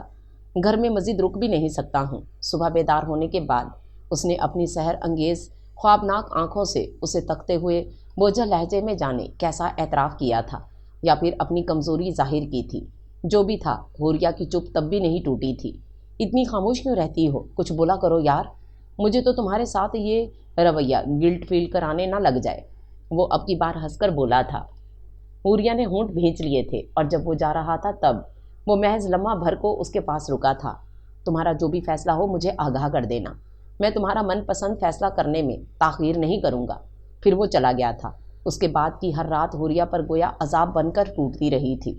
اس کے کمرے میں اس کی غیر موجودگی کے باوجود ہر شے میں اس کا احساس زندہ تھا۔ اس کا رویہ ہرگز ایسا نہیں تھا کہ وہ اس کی کمی محسوس کرتی، مگر وہ اپنے وجود، اپنے دل کو خالی ہوتا محسوس کرتی رہی تھی۔ اسے گئے 3 ہفتے ہو چکے تھے۔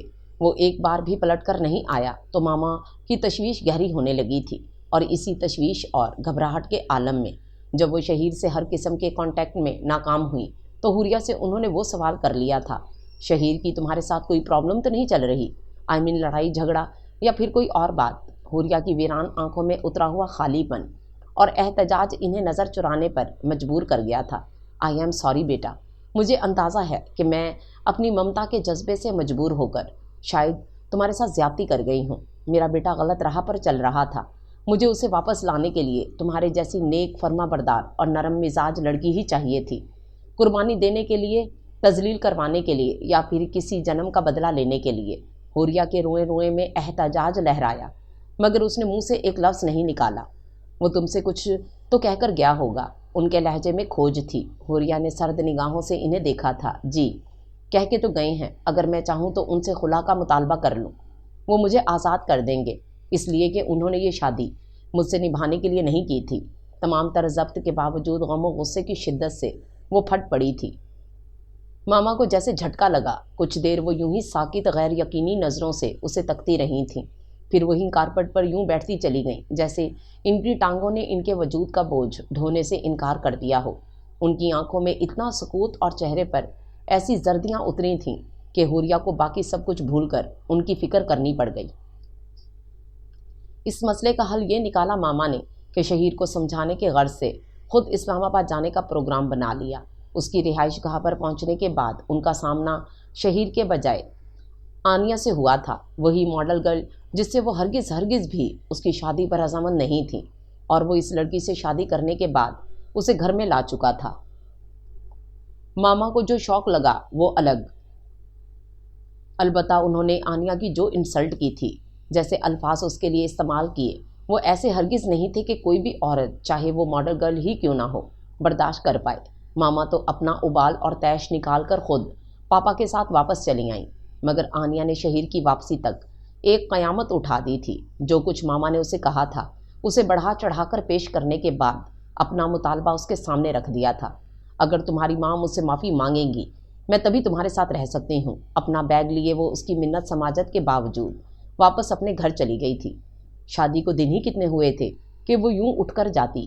شہیر کا غم و غصے سے برا حال ہونے لگا۔ اس سب بگاڑ کی وجہ ماما تھیں اور کسی کی ہمدردی میں تھیں، اس خیال نے شہیر کے تن بدن میں آگ بھڑکا دی تھی۔ جبھی وہ اسی وقت لاہور چلا آیا تھا۔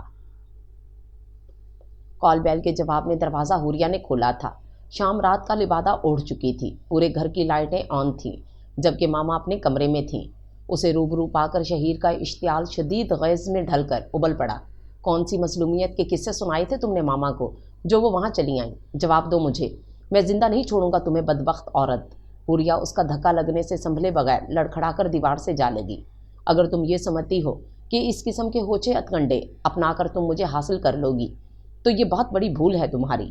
جو تمہاری اوقات تھی میری نظر میں وہ میں تمہیں اچھی طرح سے جتا چکا تھا۔ ایک ہاتھ سے اس کے بال مٹھی میں جکڑ کر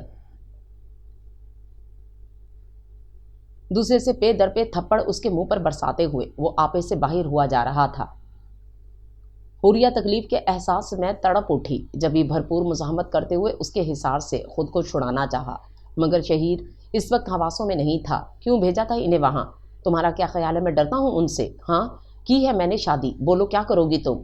اس کا چہرہ اپنے فولادی پنجوں میں جکڑ کر بولا، اور حوریہ جسے اس کی پریگننسی کے باعث ماما نے یہ خبر چھپا لی تھی یکدم سٹ پٹا گئی۔ اس نے چہرے کے ساتھ شہیر کو دیکھا جس کے چہرے پر بلا کی خوفناکی تھی۔ وہ کچھ اور بھی کہہ رہا تھا، مگر وہ اس قابل کہاں تھی کہ ان الفاظ کا مفہوم سمجھ پاتی۔ وہ قہر آلود نگاہ اس پر ڈال کر اسے زور سے جھٹکتا وہیں سے پلٹ گیا، جبکہ حوریہ سنبھلے بغیر لڑکھڑا کر گری تھی اور حواس کھوتی چلی گئی۔ پھر زندگی میں بے کیفی ہی باقی رہ گئی تھی۔ حوریہ نے اس روز کی اس کی آمد کے بارے میں ماما کو کچھ نہیں بتایا۔ ہوش میں آنے کے بعد اپنے گرنے کی بس اتنی توجہ دی کہ پیر پھسل جانے کے باعث گر گئی تھی۔ ماما نے اس کا کچھ اور بھی زیادہ خیال رکھنا شروع کر دیا، اتنی محبت، اتنی توجہ اور اہمیت سے نوازتی کہ حوریہ کو کبھی کبھار شرمندگی ہونے لگتی، مگر ماما شاید اپنے بیٹے کی زیادتی کا ازالہ کرنے یا پھر اپنی خود غرضی سے خائف زدہ تھیں۔ جو بھی تھا، حوریہ ان سے خفا نہیں رہ سکی۔ دن ہفتوں اور ہفتے مہینوں میں بدلتے سرحد سے گزرتے چلے گئے کہ اچھا بھلا وقت جیسا بھی ہو برحل گزرنے کے لیے ہی ہوتا ہے۔ یہ الگ بات کہ یہی گزرتا ہوا وقت اپنے آثار یادوں کی صورت چھوڑ جایا کرتا ہے، وہ بھی تلخ یادیں سمیٹ رہی تھی۔ اس کی ڈلیوری کی تاریخ نزدیک آئی تو بی بی جان رسم کے مطابق اسے لینے چلی آئیں، مگر ماما نے بہت درگزر سے انکار کر دیا۔ حوریہ آپ کی طرح میری بھی بیٹی ہی ہے، سو بے فکر ہو جائیں اس کی طرف سے، اللہ خیر کا وقت لائے، میں اپنی بچی کو خود سنبھال لوں گی۔ یوں بی بی جان اس سے بھی مطمئن ہو گئی کہ ہر قسم کے حالات سے بے خبر تھیں کہ اس نک چڑھے داماد نے روز اول سے ہی ان سے گھلنا ملنا تو دور کی بات، ڈھنگ سے بات بھی نہیں کی تھی، اور حوریہ نے انہیں اپنی طرف سے پریشانی میں مبتلا کرنا مناسب نہیں سمجھا۔ یوں سب کچھ پردے میں تھا اور بہتر ہی تھا۔ ان کے ایک آدھ بار شہیر کے متعلق اصرار پر حوریہ نے انہیں شہیر کی اسلام آباد جاب کا بتلا دیا تھا، اور یہ کہہ کر کچھ اور بھی مطمئن کر دیا کہ وہ ہر ویکنڈ پر یہاں آتے ہیں۔ جیسے حالات درپیش تھے، انہوں نے نہ صرف حوریہ کا اعتماد مزید فریش کیا تھا، بلکہ وہ پہلے سے بھی زیادہ اپنی ذات میں سمٹ گئی تھی۔ عادت تو شروع سے ہی ہر دکھ ہر احساس خود پر سہنے کی تھی، مگر اب تو وہ جیسے کچھ اور بھی تنہا اور احساس کمتری کا شکار ہو کر رہ گئی تھی۔ جس دن حوریہ کی طبیعت خراب ہوئی، ماما نے جانے کیا سوچ کر ایک بار پھر شہیر کو فون کیا تھا۔ اس نے جواب میں جانے کیا کہا تھا کہ انہوں نے ضبط کھو کر ایک بار پھر اسے کھری کھری سنائی تھی اور فون پٹخ دیا تھا۔ حوریہ کی طبیعت بہت زیادہ خراب تھی۔ کرب اور اذیت کی انتہا کو چھونے کے بعد اسے وہ درجہ ملا تھا جس کے بعد جنت قدموں تلے بچھ جاتی ہے۔ ایک ہی وقت میں دو خوبصورت صحت مند بچوں کی پیدائش نے ماما کو نہال کر ڈالا تھا۔ انہوں نے فوری طور پر حوریہ کے والدین کو یہ خوشخبری سنائی تھی، جس کے نتیجے میں بابا جان اور بی بی جان اگلے چند گھنٹوں بعد ہی ڈھیروں تحائف سمیت وہاں آ پہنچے تھے۔ تبھی حوریہ نے جانے کتنے گھنٹوں کی بے ہوشی کے بعد آنکھیں کھولی تھیں۔ جب نرس نے سرخ کمبل میں لپٹے بچے لا کر اس کے پہلو میں لٹائے تو جانے کس احساس کے تحت وہ پھوٹ پھوٹ کر رو پڑی تھی۔ اسے ہاسپٹل میں تیسرا دن تھا۔ اب اس کی حالت قدرے بہتر تھی اور وہ نرس کے سہارے کے بغیر خود اٹھ کر واش روم وغیرہ جا سکتی تھی، بچوں کو فیڈ بھی کرا لیتی۔ اس وقت دونوں بچے کاٹ میں سو رہے تھے، جبکہ ماما اس کے پاس بیٹھیں اپنے تئیں اس کا دل بہلانے کے غرض سے ہلکے پھلکے موضوعات پر گفتگو کر رہی تھیں کہ ابھی کچھ دیر قبل ہی بی بی جان شہیر کی عدم موجودگی پر حیرت اور تشویش کا اظہار کر کے گئی تھیں۔ انہیں اسے اتنے اہم موقع پر شہیر کا نہ ہونا بہت کھلا تھا، اور انہوں نے یہ بات صاف صاف بھی ماما کو جتائی تھی، جس پر ماما کا رنگ یکدم سفید پڑ گیا۔ تب حوریہ نے ہی بات سنبھالی تھی۔ ایسا کچھ نہیں ہے بی بی جان، پرسوں یہ شہیر آفیشیل ٹور کے سلسلے میں آؤٹ آف کنٹری گئے ہیں۔ ابھی کچھ دیر قبل اس کا فون آیا تھا، کہہ رہے تھے کہ کل تک پہنچ جاؤں گا، اور بی بی جان مطمئن ہوئی تھیں یا نہیں؟ البتہ خاموش ضرور ہو گئی تھیں، جبکہ ماما کی نگاہوں میں حوریہ کے لیے جو ممنونیت اور تشکر کے جذبات سمٹے تھے۔ حوریہ نے دانستہ ان سے نگاہ ملائی۔ میں کیسے تمہارا شکریہ ادا کروں بیٹا کہ تم نے میرا یوں بھرم رکھ لیا۔ بی بی جان کے چلے جانے کے بعد ماما اس کا ہاتھ پکڑ کر سسک اٹھی تھیں۔ حوریہ کی آنکھوں میں سرخیاں اتر آئیں۔ کیوں پریشان ہوتی ہیں ماما؟ یہ آپ کا نہیں، میں نے اپنا بھرم رکھا ہے۔ اور جواب میں ماما بس اس کی برداشت اور استقامت کی قائل ہو کر رہ گئی تھیں۔ اس پل دروازہ کھلا تھا اور بلو پینٹ کوٹ میں ملبوس اپنی ٹھٹکا دینے والی شخصیت سمیت وہ اندر چلا آیا۔ حوریہ کی پلکیں غیر یقینی انداز میں اسے تکتی ساکت ہو گئیں۔ ماما نے خفگی کے اس مظاہرے میں کمرے سے باہر جانا ہی مناسب جانا۔ حوریہ نے اس کے وجیح چہرے پر ایک تاریک سایہ لہرا کر معدوم ہوتے دیکھا تھا۔ وہ اپنے تاثرات چھپائے کندھے جھٹک کر بچوں کی سمت متوجہ ہوا۔ برابر میں موجود ڈبل کاٹ میں سوئے دو ہم شکل بچے اسے تحیر استجاب کے ساتھ خوشگوار سے احساس سے روشناس کرا گئے۔ اگر میں غلطی پر نہیں ہوں تو آپ ہی ان بیبیز کے فادر ہیں۔ تبھی نرس اندر آئی تھی۔ اسے دیکھ کر رسمی مسکان لبوں پر لا کر بولی۔ شہیر نے سیدھا ہو کر اسے دیکھا اور بھووں کو اسبات میں جنبش دی تو نرس نے بڑے پرزور انداز میں اسے مبارکباد دی تھی۔ پھر بولی، آپ کے دونوں بچے ہی صحت مند اور چارمنگ ہیں، البتہ آپ کی مسز کی کنڈیشن خاصی تشویشناک رہی، ابھی بھی بہت ویکنیس ہے۔ انہیں بہترین ڈائٹ کے ساتھ خوش اور مطمئن رکھنے کی بھی اشد ضرورت ہے۔ نرس باتونی تھی، حوریہ کے بازو میں انجیکشن لگاتے ہوئے بھی مسلسل بول رہی تھی۔ شہیر نے اس کی بات بھی دھیان سے نہیں سنی اور باری باری جھک کر دونوں بچوں کو پیار کرنے لگا۔ نرس نے ایک بار پھر اسے مبارکباد دی تو اس کا مقصد سمجھتے ہوئے شہیر نے کوٹ کی جیب سے وائلٹ نکال کر جو نوٹ ہاتھ لگا اسے تھما دیا تھا اور ایک بار پھر بچوں کی سمت متوجہ ہو گیا۔ ننھے ننھے سے گلگوتنے سے وجود اسے نئے انوکھے سے احساسات کا شکار کر رہے تھے۔ حوریہ آنکھوں میں نمی لیے اسے دیکھتی رہی۔ دل دکھ کی شدتوں سے بوجھل ہوتا رہا۔ کتنا مکمل ماحول تھا، مگر فریبی نگاہ وہ اس کی ہو کر بھی اس کے لیے نہیں تھا۔ کیسا ستم تھا، سب کچھ برداشت کیا تھا اس نے، اس کی نفرت، اس کی انتہا پسندی، مگر یہ احساس کہ وہ کسی کی خاطر اسے ٹھکرا چکا ہے اسے روحانسا کرتا جا رہا تھا۔ شہیر نے بچے کو چومتے ہوئے اچانک نگاہ اٹھائی۔ نگاہ چار ہونے پر حوریہ نے نہ صرف نظر کا زاویہ بدلا بلکہ گردن موڑ کر چہرے کا رخ بھی پھیر لیا۔ شاید وہ اپنے آنسو اس سے چھپانا چاہتی تھی۔ شہیر نے بچے کو واپس کاٹ میں لٹایا اور نپے تلے قدم اٹھاتا اس کے سرہانے آ رکا۔ میری خواہش تو کیا گمان تک نہ تھا کہ تم سے میری نسل آگے بڑھے۔ So simple. میں نہ تو تمہیں اس قابل سمجھتا تھا نہ ہی تم سے مزید کوئی تعلق رکھنا چاہتا تھا، مگر ہر کام میں چونکہ خدا کی کوئی مصلحت ہوا کرتی ہے کہ ایک نہیں دو بچے تمہاری گود میں ڈال دیے۔ اس کے کھلے ریشمی بالوں میں ہاتھ ڈال کر ایک جھٹکے سے اس کے چہرے کا رخ اپنی جانب پھیر کر وہ ہمیشہ کے متکبرانہ اور تلخ لہجے میں بات کر رہا تھا۔ حوریہ کی آنکھوں سے بہتا گرم سیال کچھ اور شدت سمیٹ لایا۔ یہاں آنے کا مقصد تمہیں کوئی تمغہ پہنانا نہیں ہے، صرف یہ جتانا ہے کہ خود کو مضبوط سمجھنے کی حماقت مت کرنا۔ تمہاری حیثیت میرے نزدیک آج بھی وہی ہے جو ان بچوں کی پیدائش سے پہلے تھی، اور میں جب چاہوں تمہیں اپنی ذات سے جھٹک کر الگ کر دوں، لیکن اگر میں ایسا نہیں کر رہا تو اس کا مطلب میں تمہیں اپنے بچوں کی گورننس کی حیثیت دے رہا ہوں۔ And that's all. وہ مسلسل چرکے لگا رہا تھا۔ حوریہ نے کمال ضبط سمیت آنکھیں سختی سے میچ کر خود کو ہر احساس سے بے نیاز کر دیا۔ ماما کی شدید ناراضگی مخفی نہ تھی۔ جو رویہ انہوں نے شہیر سے روا رکھا تھا، ہاسپٹل میں اسے ہی نہیں، خود شہیر کے اندر کی صفاکیوں کو دیکھتے ہوئے اسے اپنے مستقبل کے حوالے سے کسی قسم کی کوئی اچھی امید نہیں رہی تھی۔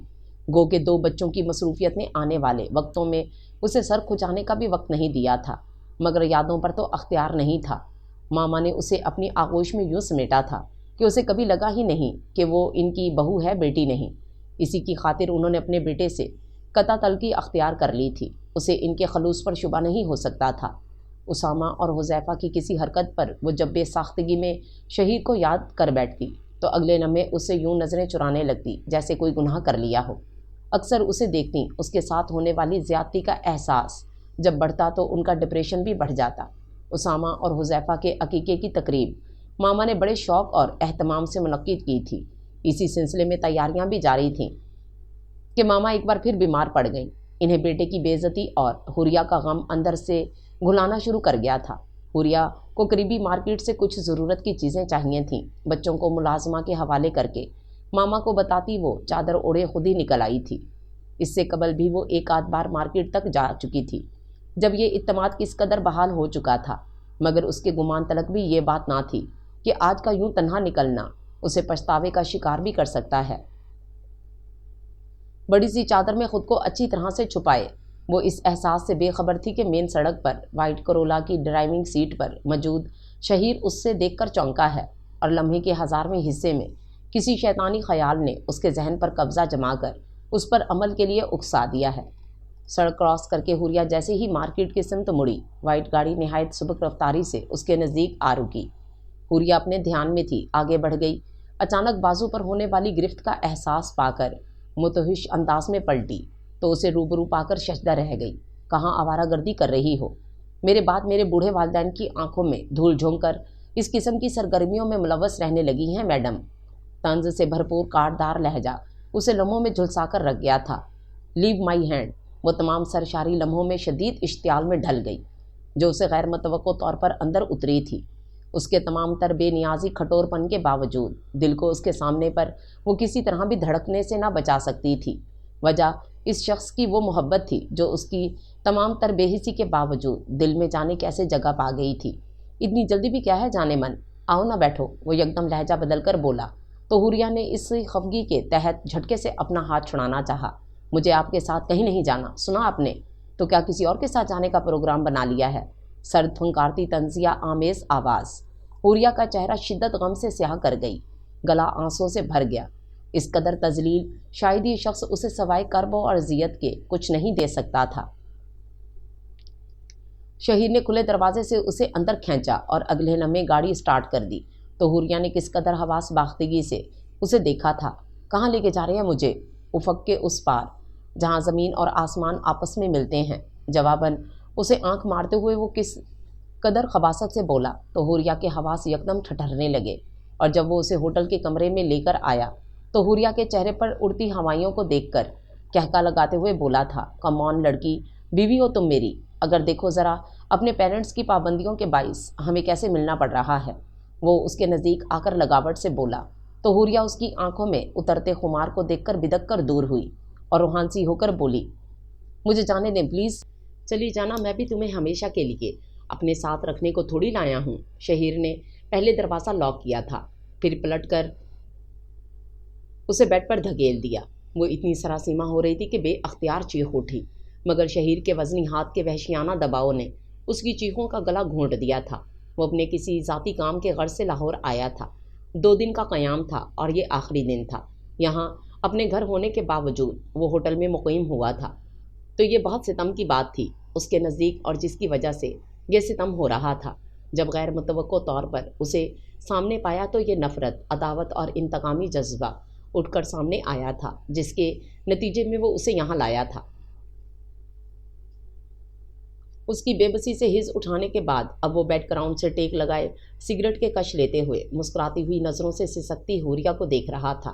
اس کے کھل کر بکھر جانے والے بالوں نے اس کے نازک سراپے کو ایک طرح سے چھپا لیا تھا۔ سگریٹ ایش ٹرے میں اچھالنے کے بعد وہ بیڈ سے اتر گیا، باتھ لے کر چینج کیا اور اپنی ضروری چیزیں سمیٹ کر سوٹ کیس میں رکھنے کے بعد اس کی سمت متوجہ ہوا تو مہنوز اسی پوزیشن میں تھی۔ مجھے تم سے کتنی نفرت ہے اگر میں بتانا چاہوں تو شاید تمام الفاظ مل کر بھی میرے جذبات کی عکاسی نہ کر سکیں۔ بس اتنا جان لو کہ جو کچھ میں نے تمہارے ساتھ کیا وہ تمہارے قرب کی خواہش میں بے بس ہو کر نہیں، بلکہ تمہیں ماما پاپا کی نگاہوں میں ذلیل کرنے کی خاطر کیا ہے، جنہیں تم جیسی 3rd کلاس عورت نے مجھ سے چھین لیا، اور ان سے وابستہ میری تمام سہولتیں، بینک بیلنس، جائیداد وغیرہ سب کچھ۔ مگر اب میں دیکھتا ہوں جب تم ایک بار پھر پریگننٹ ہوگی تو ان کی نظروں میں تمہاری کیا اوقات رہ جائے گی۔ ایک ایسی عورت ہو نہ تم جسے تمہارا شوہر شادی کے تیسرے دن ٹھوکر مار کر ایسا گیا کہ پھر پلٹ کر تمہاری صورت دیکھنے کی بھی ضرورت نہ سمجھی۔ اس پریگننسی کے بعد وہ خود تمہارا منہ کالا کریں گے اور اپنے گھر سے دھکے مار کر نکالیں گے۔ اسے بالوں سے پکڑ کر جھٹکے سے اونچا کر کے اس کی نمناک دھندلائی آنکھوں میں اپنی سرد نظریں گاڑتے ہوئے پھنکار پھنکار کر بولا تو حوریہ کی آنکھیں خوف کے ساتھ ساتھ حیرت اور رنج سے پھٹی کی پھٹی رہ گئی تھیں۔ وہ اپنا بیگ اٹھائے پلٹ کر کمرے سے نکل گیا، جبکہ حوریہ تو جیسے پتھر کی ہو گئی تھی۔ چند منٹ کے توقف سے دروازے پر دستک ہوئی، تب وہ ہڑبڑائی تھی اور سرحد سے اپنی چادر اٹھا کر خود کو اچھی طرح ڈھانپا۔ اس دوران ملازم اندر چلا آیا تھا۔ سوری میم، مگر اب آپ کو فی الفور روم خالی کرنا پڑے گا، صاحب جا چکے ہیں اور ادائیگی بھی ہو گئی ہے، سو پلیز آپ بھی اب تشریف لے جائیے۔ ملازم نہایت مؤدب انداز میں ہم کلام تھا، مگر حوریہ کو اس کی نگاہوں کی حقارت اور تپش نے پانی پانی کر ڈالا تھا۔ وہ سرحد سے اٹھ گئی۔ اس پل وہ رونا نہیں چاہتی تھی، مگر وہ رو رہی تھی، شاید اس محبت کی خاموشی سے اپنی موت مر جانے پر جو اس نے شہیر سے کی تھی، جس نے کبھی اسے کوئی خوشی کوئی سکھ نہیں دیا تھا۔ ہمیشہ دکھوں کے احساس نے اس کی آبیاری کی تھی، مگر آج انتہائی ذلت سمیٹ کر وہ دل سے ہمیشہ کے لیے رخصت ہو گئی تھی۔ پھر کس طرح وہ گھر پہنچی تھی اسے کچھ خبر نہیں ہو سکی۔ اس کی طبیعت خراب ہو چکی تھی۔ اگلا 1 ہفتہ وہ بخار میں پھنکتی رہی۔ ماما کو اپنی بیماری بھلا کر اس کی ذمہ داری کے ساتھ بچوں کو بھی سنبھالنا پڑ گیا، تو 1 ہفتے میں ہی ٹکرا کر رہ گئی۔ حوریہ کی طبیعت تو سنبھل گئی، مگر اندر کا خوف تمام نہ ہوا۔ اس نے زندگی میں کبھی اتنی پابندی سے نماز نہیں پڑھی تھی جتنا ان دنوں پڑھی۔ طویل سجدوں میں اس کی خدا سے بس ایک ہی التجا ہوتی کہ اسے اس ذلت سے بچا لے۔ 2 ماہ اذیت کے پولیس رات پر لمحہ لمحہ چلنے کے بعد آخر وہ قریبی ہیلتھ کلینک سے اپنا چیک اپ کرا کے اطمینان سے ہوئی تو ایک بار پھر خدا کے حضور سر شکر بجا لائی۔ اس کے بعد وہ اتنا خوفزدہ ہوئی تھی کہ تنہا گھر سے نکلنے کا تصور بھی کبھی نزدیک نہ آنے دیا۔ وقت رکتا نہیں ہے، چاہے کتنا ہی کڑا کیوں نہ ہو۔ جس روز ماما نے اسامہ اور حذیفہ کا اسکول میں ایڈمیشن کروایا، جانے کیوں بہت سارے ضبط اور حوصلے کے باوجود وہ ایک بار پھر بکھر گئی تھی۔ زیاں کا احساس اس کا دل چیرتا رہا تھا۔ زندگی کے قیمتی ماہ و سال کسی کی بے عزتی اور بے جان نفرت کی بھینٹ چڑھتے جا رہے تھے، اور جب ماما نے اسے گاڑی لے کر دی اور ڈرائیونگ سیکھنے کا کہا تو بچوں کو پک اینڈ ڈراپ کرنے کی سہولت ہو جائے گی، تو حوریہ انکار نہیں کر سکی۔ اسامہ اور حذیفہ کی 5ویں سالگرہ تھی اور دونوں کی یہ رٹ بھی کہ اس مرتبہ کسی 5 اسٹار ہوٹل میں سیلیبریشن ہونی چاہیے۔ حوریہ نے سمجھایا بھی تھا، بیٹے دادوں کے ساتھ گھر پر ہی کیک کاٹ لیں گے، نہ جیسے ہمیشہ کاٹتے ہیں۔ تب اسامہ، جس کی فطرت میں ضد اور غصے کا عنصر زیادہ تھا، پوری طرح سے اینٹھ گیا تھا۔ میرے سارے فرینڈز اپنے ماما پاپا کے ساتھ ہوٹل میں سالگرہ کا فنکشن ارینج کرتے ہیں، آپ نے کبھی ایسا نہیں کیا۔ ایک تو ہمارے پاپا بھی کبھی نہیں آتے، نہ آپ ہمارے فون پر بات کراتی ہیں کہ ہم ان سے آپ کی شکایت کر سکیں۔ حوریہ گمسم بیٹھی رہ گئی تھی۔ ان کے باپ کے متعلق ہونے والے سوالوں کے جواب میں ماما نے ہمیشہ ایک ہی بات کہی تھی، وہ جاب کے سلسلے میں آؤٹ آف کنٹری ہیں۔ کب آئیں گے؟ اسامہ سوال کرتا۔ جلدی۔ ماما کی ڈھارس اور تسلی کا ایک ہی انداز ہوتا، مگر اب بچے اکتانے لگے تھے۔ ان کا یقین بھی جیسے اس تسلی سے اٹھ گیا تھا۔ جب اسامہ یہ رٹ لگا رہا تھا تب بچوں کے نانا نانی نے انہوں نے اسامہ کی بات مان لی تھی اور اس کی خواہش کے مطابق ہوٹل میں ان کی برتھ ڈے کو سیلیبریٹ کیا گیا، جس میں دونوں بچوں کے فرینڈز نے شرکت کی تھی۔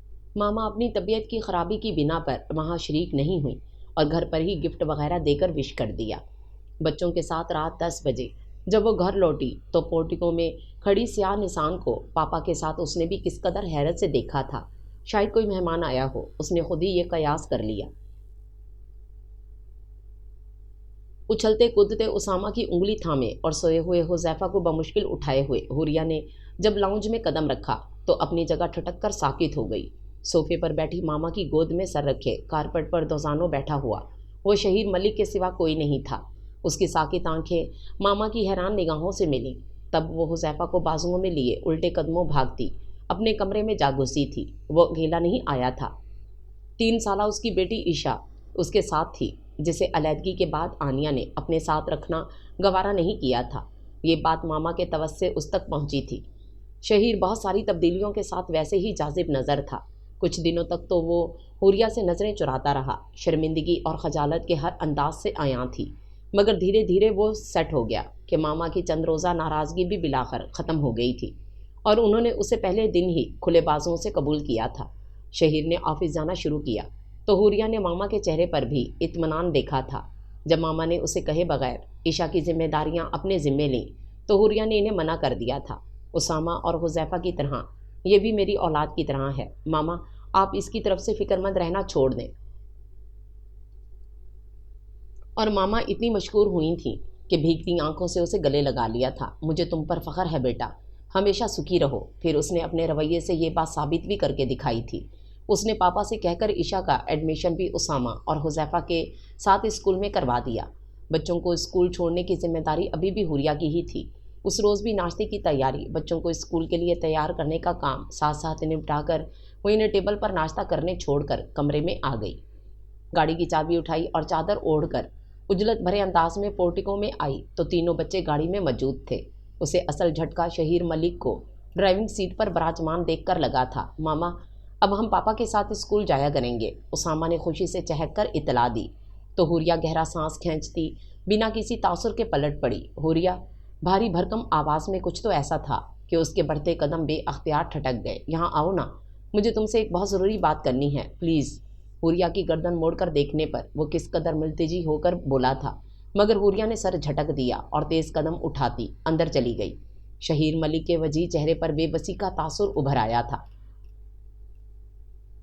ماما، آج اسکول میں بریک ٹائم میں بچوں نے عشا کو دھکا دے کر گرا دیا، دیکھیں اس کے گھٹنے پر چوٹ لگی ہے۔ اسامہ نے نہ تو عشا کو اٹھا کر کھڑا کیا نہ بچوں کو ڈانٹا، حالانکہ وہ اسی کے فرینڈ تھے۔ حذیفہ کو ہوم ورک کرتے اچانک یاد آیا تو ہاتھ روک کر حوریہ کو بتایا تو حوریہ نے چونک کر باری باری تینوں کو دیکھا۔ اسامہ کے تاثرات میں نخوت جبکہ عشا کی معصومیت تھی۔ بیٹا، آپ خود اٹھا لیتے بہن کو۔ حوریہ نے عشا کو اپنی گود میں بٹھا کر فراک ہٹا کر گھٹنا چیک کیا تو زخم موجود تھا۔ اس نے دراز سے مرہم نکال لیا۔ اسامہ بیٹے، آپ کے فرینڈز نے بہن کو مارا، آپ نے پھر بھی انہیں منع نہیں کیا، کیوں؟ اس لیے کہ یہ میری بہن نہیں ہے۔ اسامہ کے تڑخ کر جواب دینے پر حوریہ نے ٹھٹک کر اس کی صورت دیکھی تھی۔ What you mean?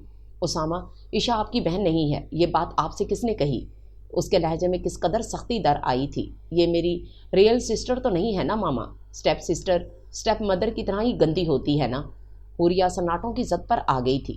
اس کا یہ لمحاتی سکتہ ٹوٹا تو بازوؤں سے پکڑ کر اسامہ کو خود سے نزدیک کر لیا۔ بری بات بیٹے، بہن صرف بہن ہوتی ہے، ریئل یا اسٹیپ کے بارے میں کس نے آپ کو بتایا؟ اور ہاں، آئندہ میں آپ کے منہ سے ایسی باتیں نہ سنوں ورنہ خفا ہو جاؤں گی۔ آپ کو پتہ ہے ایسی باتیں گندے بچے کرتے ہیں، اور اسامہ تو گندا بچہ نہیں ہے نا۔ اور آئندہ عشا کے لیے یوں کیئرلیس بھی نہیں ہونا۔ آپ بڑے بھائی ہو عشا کے، اور بڑے بھائی ہمیشہ بہنوں کا بہت خیال رکھتے ہیں۔ پرومس کرو آپ ایسا نہیں کرو گے۔ وہ اس سے وعدہ لے رہی تھی और इतने रुसान इतनी मोहब्बत से समझा रही थी कि अपने किसी काम से इधर आए शहीर मलिक ने सारी बात सुनी थी और उसकी आला ज़रफ़ी समझदारी का कायल होकर रह गया था। मामा ने शहीर मलिक की परेशानी और उजाड़ सूरत को देखते हुए हुरिया को पास बिठाकर अच्छा खासा तवील लेक्चर दिया था, जिसका लब्बे लबाब माफ़ कर देने की अज़मत था। हुरिया समझ गई थी उनका मकसद, मगर खामोश बैठी रही। शहीर ने अपनी गलती का एतराफ़ कर लिया है। हुरिया बेटा, तुम्हारी ज़िंदगी का उजाड़पन भी मेरे सामने रहा है। वो तुम्हारी तरफ मुंतज़िर नज़रों से देखता है। मैं चाहती हूँ अब तुम अना की इस दीवार को अपने बीच से गिरा दो और फिर से एक हो जाओ। और हुरिया ने गहरा सांस भरकर बिना किसी एहतजाज के इनकी बात मान ली, जिसके नतीजे में अब शहीर मलिक के कमरे में थी वो। मुझे तुमसे कुछ बात करनी है हुरिया, प्लीज़ कुछ देर तो बैठो मेरे पास। बेड के क्राउन से टेक लगाए वो उसे कब से वार्डरोब सेट करते देख रहा था।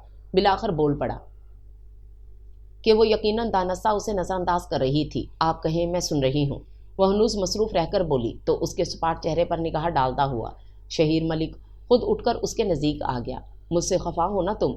हुरिया ने निगाह भरकर उसके चेहरे को देखा और फिर से अलमारी में कपड़े लटकाने लगी। मुझे एतराफ़ है हुरिया कि मैंने तुम्हारे साथ बहुत बुरा किया, बहुत ज़्यादतियाँ की हैं, मगर प्लीज़ मुझे माफ़ कर दो। दोनों हाथ जोड़कर वो सरापा आजिज़ होकर बोला, मुझे इजाज़त तो दो हुरिया, मैं तुम्हारे सारे ज़ख्मों पर मरहम रखने को बेचैन हूँ। मुझे इस मुजरमाना शर्मिंदगी के एहसास से निकाल लो।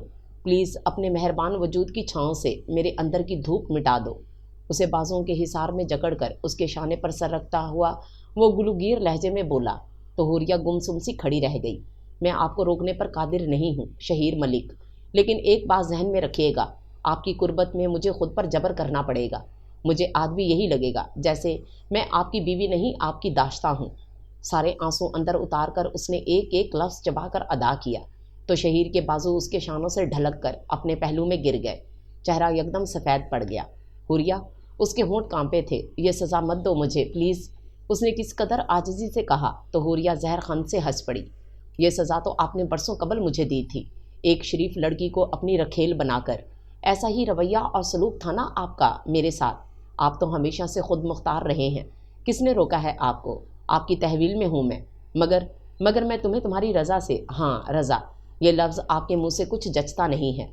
वह हकारत से होंठ स्केड़ कर बोली तो शहीर लब भींचे हुए कमरे से निकल गया था। मैं उसकी दस्तरस में हूँ, लेकिन वो मुझे मेरी रज़ा से मांगता है। जब मामा ने मुझसे कहा था कि मैं शहीर को माफ़ कर दूँ तो मैं हमेशा की तरह खामोश रही। सिवाय इनकी बात मानने के मेरे पास कोई और चारा नहीं था। मगर साल गुजरने के बावजूद मैं मामा को नहीं बता पाई थी कि उनके बेटे ने उस दिन होटल में मुझे कैसे मेरी ही नज़रों से गिरा दिया था। मेरे वजूद पर जितने भी ज़ख्म उसकी वहशतों के निशान बनकर उतरे थे वो वक्त के साथ भले भर गए हों, मगर रूह के ज़ख्मों का क्या करूं जो कैंसर बन गए हैं। औरत सब कुछ भुला सकती है, मगर इस हद तक की गई तजलील नहीं जो एक थर्ड पर्सन के सामने मेरी हुई थी। होटल के मुलाजिम के अलावा वहाँ की इंतज़ामिया की निगाहों में मेरे लिए जो था वो मुझे याद आता है तो वजूद पर कौड़ों की ज़रब महसूस करती हूँ। इससे आगे बहुत सारे सफ़ात खाली थे। शहीर के अंदर रंज व मलाल गहरा होने लगा। वो अपनी जगह कुछ गलत भी तो ना थी। एक जगह उसके हाथ की हरकत रुकी और निगाहें सतरों पर जा रुकी। मुझे मसरूफ़ रहने दो। तुम्हारी याद की किरणों को अब रास्ता नहीं मिलता कि मेरी जान खा जाए। बहुत मसरूफ़ रहती हूँ, मुझे तुमसे ये कहना है। मुझे बस काम करने दो, मुझे मसरूफ़ रहने दो, मुझे मसरूफ़ रहने दो। तहरीर के अल्फाज शहीर मलिक की निगाहों में धुंधला गए। नीम पलक झपक कर आंसू अंदर उतारते हुए उसने मज़ीद पढ़ने की कोशिश नहीं की और डायरी को साइड पर रख दिया। उसे याद था जब शादी के तीसरे दिन वो इसे छोड़कर जा रहा था तो हुरिया सिसकती हुई आकर उसके बाजू से लिपट गई थी। मत जाइए शहीर, मुझे अकेला छोड़कर मत जाइए। मैं जीते जी मरना नहीं चाहती। मैं आपका हर सितम सह लूँगी, मगर मुझे दुनिया की निगाहों में आने से बचा ले। मगर तब वो उसका हाथ झटक कर पलट कर देखे बिना चला गया था। तब वह हर एहसास से आरी था। आज हुरिया हर एहसास से आरी हो चुकी थी। तो भी वजह वही था, वक्त का उल्टा चक्कर शुरू हो चुका था। वो नहीं जानता था हुरिया ज़िंदगी के किस मोड़ पर उसे माफ़ कर सकेगी भी कि नहीं। अलबत्ता उसने खुद से अहद ज़रूर किया था कि वो उस पर जबर नहीं करेगा। ये यकीनन उसके अमाल की बहुत मामूली सज़ा थी।